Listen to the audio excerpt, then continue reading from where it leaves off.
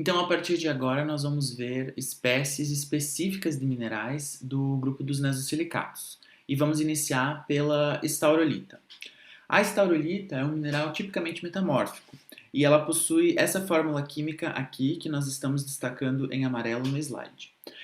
Parece ser confuso e também até difícil identificar e ler essa fórmula química. Mas eu vou utilizar essa imagem 2D da estrutura cristaloquímica da estaurolita em conjunto com a fórmula para mostrar para vocês como é simples, relativamente falando, entender como que a estrutura cristaloquímica e a composição química da estaurolita se comportam. Então, nessa imagem 2D, nós conseguimos identificar os tetraedros de silício aqui em amarelo. Eles não se ligam entre si, eles não dividem nenhuma aresta, nenhum vértice entre eles, mas eles estão dividindo oxigênios com outros sítios. Então, no caso, a gente pode ter aqui sítios que têm como cátion central o ferro, outros sítios que têm como cátion central o alumínio. Então, é mais ou menos assim que nós lemos a fórmula química da estaurolita. Tetraedros de silício, que podem ou não ter alumínio no centro. Aí nós temos sítios específicos, que estão representados por esses parênteses. Então, onde esses sítios vão estar encaixados dentro da estrutura química?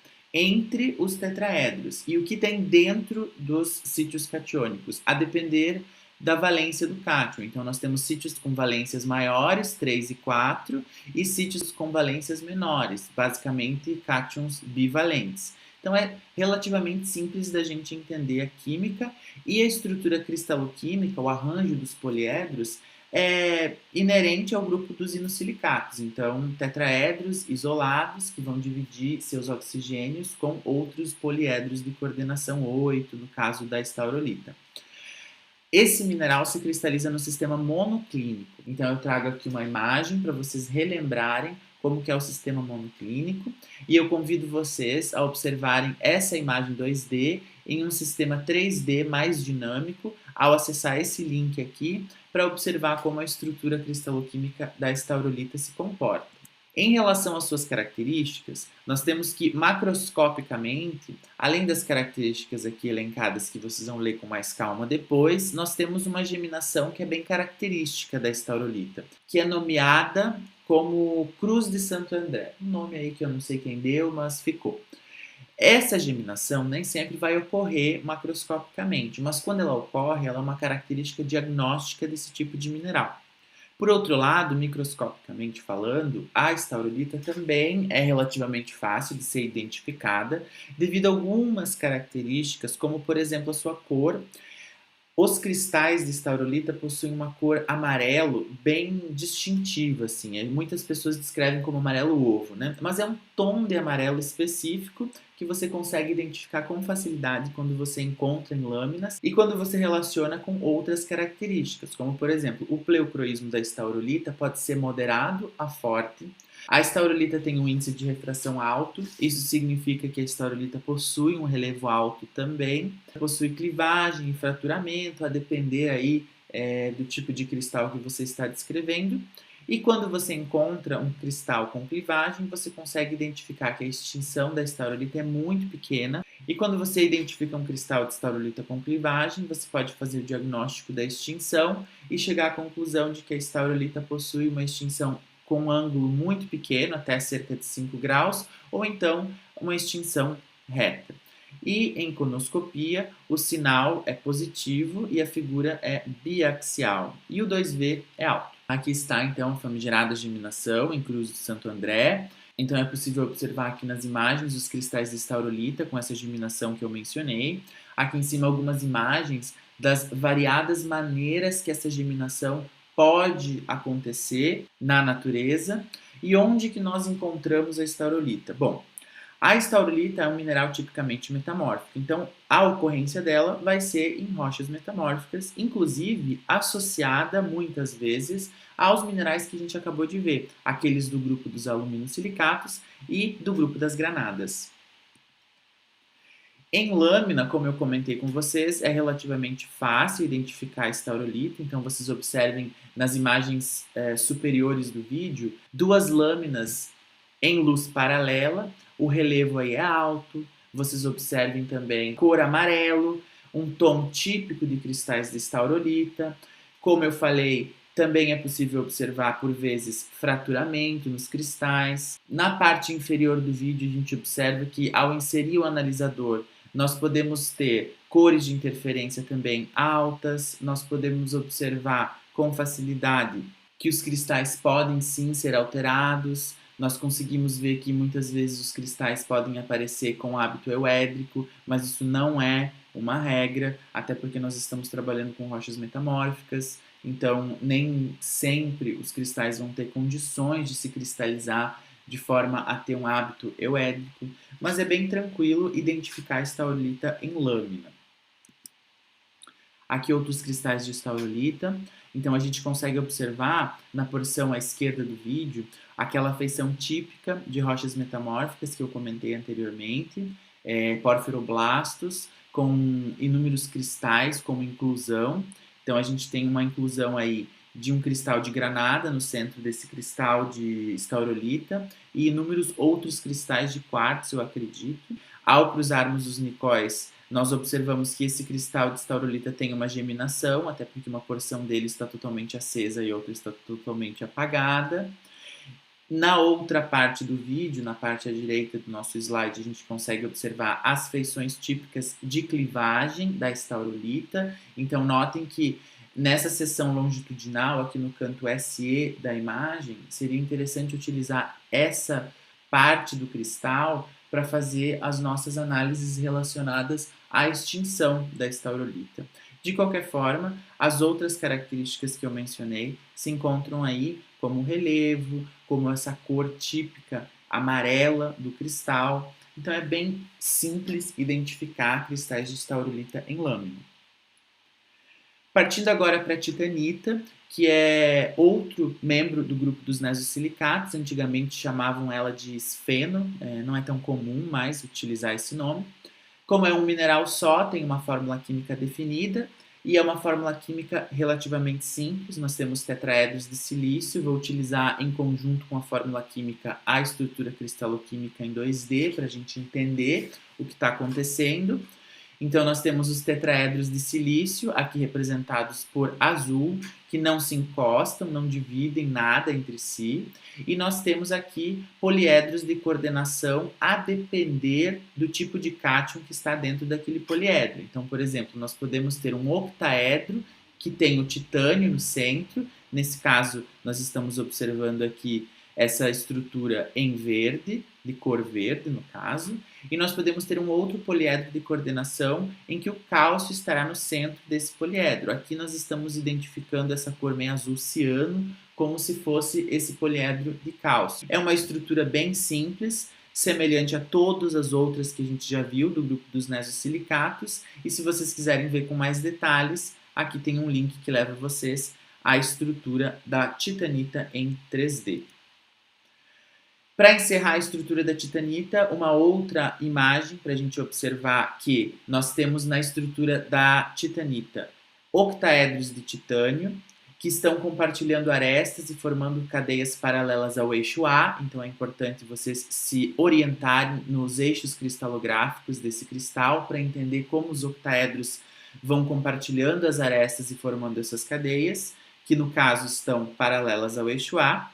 Por outro lado, essas cadeias elas vão ser conectadas, elas vão ser ligadas entre si por tetraedros que são isolados, tetraedros de silício, e o cálcio vai se alojar aonde tiver espaço, aonde sobrou espaço. Então aqui embaixo a legenda, paralela ao eixo A, nós temos cadeias de octaedros de titânio que vão se polimerizar, digamos assim, né, compartilhando as suas arestas, os seus vértices, e ligando essas cadeias de octaedros, nós temos os tetraedros de silício que estão isolados entre si, mas eles se juntam com os octaedros, se associam aos octaedros. E o cálcio vai adentrar esse sistema onde tiver espaço, basicamente, né? O que sobrar, ele vai utilizar como espaço para se encaixar aí na estrutura da titanita. Macroscopicamente, a titanita tem características aí semelhantes aos minerais que a gente já discutiu anteriormente. A cor não é diagnóstica, ela pode vir em diversas cores, geralmente castanha, mas não é regra. Já em microscopia é interessante observar que também é relativamente simples identificar esses cristais. A cor não nos ajuda, embora geralmente sejam cristais castanhos, nem sempre. O hábito, de vez em quando nós conseguimos observar um hábito típico da titanita, que é o hábito navicular. É como se fosse uma cunha, eu já vou mostrar para vocês. O que nos ajuda nas distinções da titanita de outros minerais são o seu índice, então vejam como é alto o índice da titanita. Isso significa, claro, que a titanita tem um relevo alto, então é possível diferenciá-la com facilidade. Clivagem e fraturamento não nos ajudam nesse caso, mas em conjunto com o índice nós observamos que a birrefringência também é bem distinta. A titanita tem birrefringência altíssima, então é 0,1, quase 0,2. Então, se nós imaginarmos que nós já trabalhamos com o quartzo, por exemplo, que tem uma birrefringência aí de 0,009, então vocês observem que a birrefringência é bem alta, é um valor grande, e em conjunto com a birrefringência nós temos cores de interferência também de grandes ordens. Então são características aí muito importantes para identificar a titanita. A geminação é comum, muitas vezes a gente consegue observar em lâmina, e em conoscopia a titanita é biaxial positiva e o seu 2V varia entre baixo a moderado. Onde nós vamos encontrar a titanita? Também é possível encontrá-la em rochas metamórficas, como os outros minerais que a gente já conversou anteriormente, mas dessa vez a titanita ela se apresenta como um mineral acessório muito comum em rochas ígneas. Então a titanita pertence mais ao mundo ígneo do que ao mundo metamórfico, embora ela transita aí com facilidade nesses mundos aí. Inclusive, ela pode aparecer como mineral detrítico em sedimentos, já que a titanita é um mineral relativamente resistente a processos intempéricos. Mas você encontra com muita facilidade a titanita como um mineral acessório, uma fase específica de minerais em rochas ígneas, vocês vão ver isso em outras disciplinas. E quando você estiver trabalhando com granitóide, muito facilmente você consegue dar uma procurada lá, você vai encontrar algum cristal de titanita. Ela tem uma importância petrológica relacionada a condições de fugacidade de oxigênio em função da sua composição química. Então, granitóides que apresentam titanita em sua composição mineralógica dizem muito sobre as condições de fugacidade de oxigênio que ocorreram, que estiveram atuando durante a cristalização desse corpo magmático. Outro aspecto interessante da titanita é o fato de que ela é tão importante quando utilizada em conjunto com a magnetita, por exemplo, que ela até mesmo consegue fazer a tipologia de granitóides, diferenciar espécies de granitos diferentes. Claro que sempre quando a gente trabalha com a titanita e a magnetita de forma primária, ou seja, cristalizadas a partir do magma. Então a titanita é um mineral muito importante do ponto de vista petrológico e, antes de mais nada, a gente precisa identificá-la, reconhecê-la, para depois utilizá-la para outras funções. Algumas imagens aqui em macroscopia da titanita, então vejam que a cor não é regra para nada. Tipicamente, ela tem essa cor castanha mais escura aqui no canto superior do vídeo, à direita. Mas não é regra, vocês vejam como dá para observar as mais variadas cores em macroscopia. E nem sempre ela vai ter esse hábito euédrico distinto aí que eu mencionei anteriormente. Em lâmina, como eu falei para vocês, algumas características, quando analisadas em conjunto, nos permitem identificar que é uma titanita de fato. Então, a primeira coisa que eu vou mostrar para vocês é no canto superior à esquerda do vídeo. Vocês observam esse hábito que a gente classifica como hábito navicular, é aquele hábito típico da titanita que eu mencionei para vocês. Na outra lâmina vocês observem que também isso acontece, só que o cristal é menor, então é de difícil visualização. Notem também que é possível observar fraturas e clivagem dentro do cristal. Notem que o relevo é alto. E é interessante notar também que nós observamos um pleocroísmo aqui.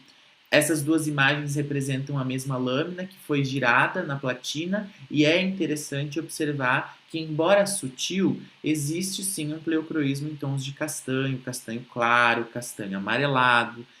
Aí depende da classificação de vocês, mas existe sim um pleucroísmo nos cristais de titanita. E por último, mencionar para vocês que, pela birrefringência ser alta, consequentemente o fenômeno visual associado a isso é cores de interferência também de grandes ordens. Então vocês notem aqui no canto inferior à direita do vídeo como os cristais de titanita possuem uma cor de interferência bem alta, tons de rosa e amarelo bem claros. Então notem como é relativamente fácil identificar a titanita em lâmina quando você conhece essas características de maneira prévia. Outras imagens de titanita, então observem aqui na porção à esquerda do vídeo cristais anédricos de titanita em uma rocha metamórfica, olha que interessante, mas ainda assim as características são a mesma. Relevo alto, é possível identificar com mais facilidade aqui a clivagem, cores de interferência de grandes ordens. Aqui do outro lado do vídeo nós temos que, associado a cristais de titanita, nós temos um cristal de clorita. É fácil identificá-la devido à sua cor de interferência, aquela cor de interferência específica que é o Berlin Blue. Mas se nós prestarmos atenção na titanita, nós podemos observar as cores de interferência, que são altas, o relevo também é alto, uma cor castanho, castanho amarelado. Então, não tem segredo identificar a titanita em lâmina. É um cristal que possui características bem definidas, bem simples de reconhecer em lâmina. Partindo agora para o zircão, também é apenas um mineral do grupo dos nesosilicatos. Então nós temos que o zircão é representado por tetraedros de silício, que aqui nessa imagem abaixo nós estamos representando esses tetraedros nessas formas azuladas. E nós temos também que entre esses tetraedros, associando-se a esses tetraedros, nós temos poliedros de coordenação em que o cátion central é o zircônio. Então aqui, nesse sistema, agora a gente já tem uma coordenação dodecaédrica, porque são 8 ânions de oxigênio ao redor do cátion de zircônio. Esses oxigênios dos vértices vão ser divididos com tetraedros de silício, mas porque o zircão é um membro do grupo dos nesosilicatos, os tetraedros de silício não dividem seus oxigênios entre si. Então é relativamente simples de entender como a estrutura cristaloquímica e a fórmula química do zircão se comportam. Essa imagem central mostra uma estrutura cristalográfica típica de cristais de zircão, quando bem cristalizados, claro, né? Hábitos euédricos bipiramidais. É uma feição bem típica de cristais de zircão. Interessante observar que o zircão se cristaliza no sistema tetragonal. Aqui está para nos lembrarmos, né, como que é um sistema tetragonal, que possui aí quase todos os seus eixos iguais, só que um deles é diferente em tamanho, mas o ângulo entre esses eixos, todos eles é igual a 90 graus. Por consequência, o zircão é um cristal, é um mineral uniaxial. Lembrem-se disso, é importante. Como que a estrutura cristaloquímica do zircão se comporta? Relativamente simples de entender, como eu já havia mencionado. Nós temos aí os tetraedros de silício independentes e nós temos cubos de zircônio que vão ser distorcidos devido ao tamanho, né, dessa estrutura aí, esse poliedro de coordenação, mas nós temos aqui na imagem facilmente identificável os tetraedros de silício que não dividem nada entre eles e o zircônio no centro desses poliedros de coordenação. E se vocês quiserem observar isso em 3D, inclusive recomendo, acesse o site abaixo. Como vamos identificar o zircão? Macroscopicamente, muitas vezes é difícil identificá-lo, porque o zircão não é um cristal que tem uma granulação que nos permite identificar com facilidade em macroscopia. Mas acontece, e quando acontece ele possui aí várias cores, tem uma dureza alta e é um mineral máfico, assim como esses minerais que a gente tem visto ao longo da videoaula. Microscopicamente, assim como a titanita, assim como a estaurolita, o zircão é bem simples de identificar, porque ele possui características bem distintas. Quais são as características bem distintas? Geralmente, o zircão é incolor. Ele pode apresentar uma cor em tons de castanho pálido, mas geralmente ele é incolor. O que nos chama atenção é o índice também, um índice bem alto, então vejam que o zircão possui um relevo bem alto também. Além disso, nós temos uma birrefringência alta, mas ela não é tão alta quanto a titanita, por exemplo. Então, a birrefringência, digamos aqui, seria média, enquanto o seu hábito seria alto a muito alto. Mas o que vai bater o martelo com toda certeza é a sua figura. O zircão é uniaxial e o sinal dele é positivo no caso, né? Então é importante ter esse conjunto de características em mente, porque vocês nunca vão confundir zircão com nenhum outro tipo de mineral. Nós já vimos o zircão anteriormente, porque ele é responsável por uma característica interessante que a gente observa sobretudo em cristais de biotita, que são os halos pleucróicos. Eu já vou falar sobre eles com mais detalhe. Onde nós observamos o zircão? Bom, o zircão é um mineral extremamente versátil. A gente encontra ele em todos os tipos de rocha que vocês podem imaginar.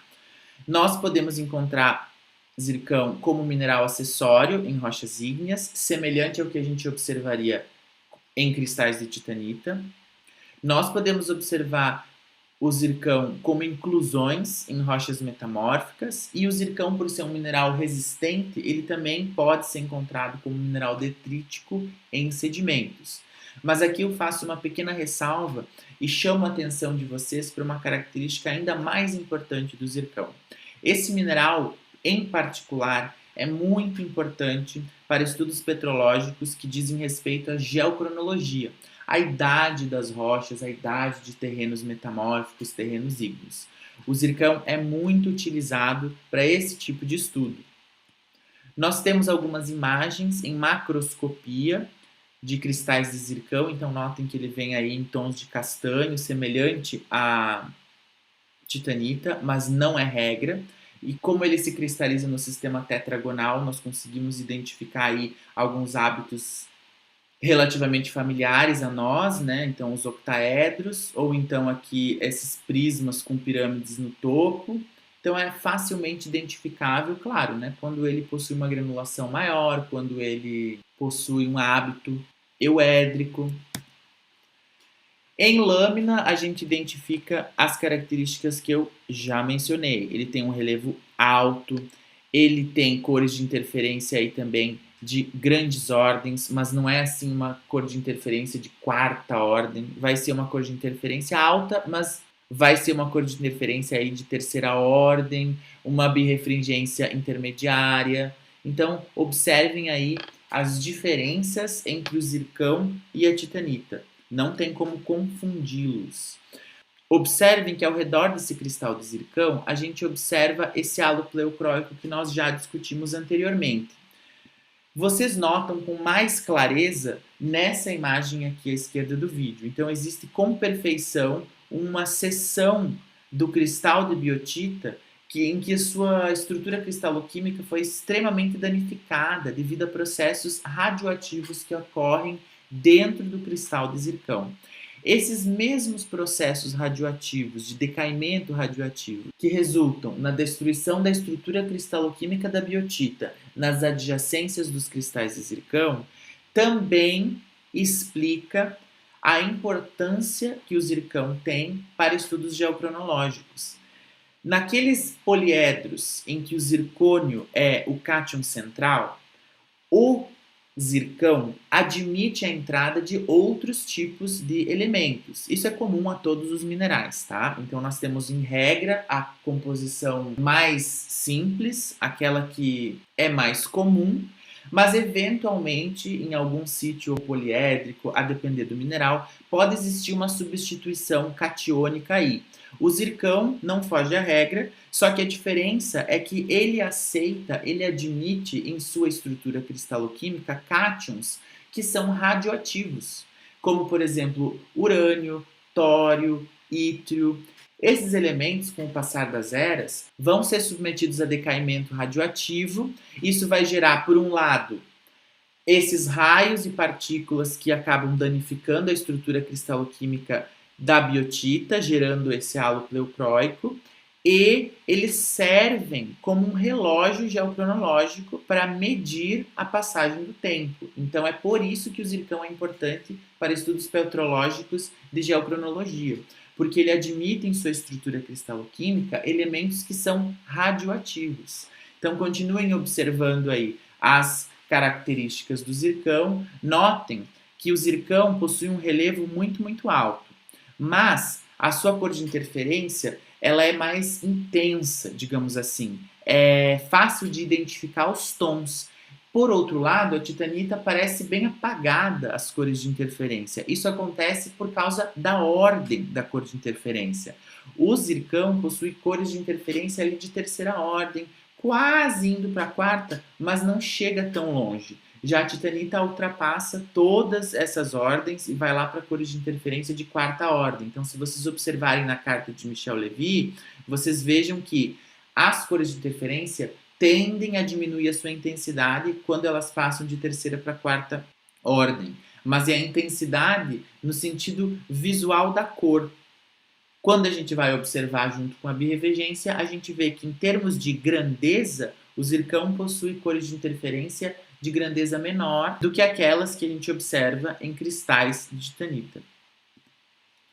Essas são imagens que eu trago para vocês para exemplificar a destruição da estrutura cristaloquímica dos cristais de zircão em função dos processos de decaimento radioativo.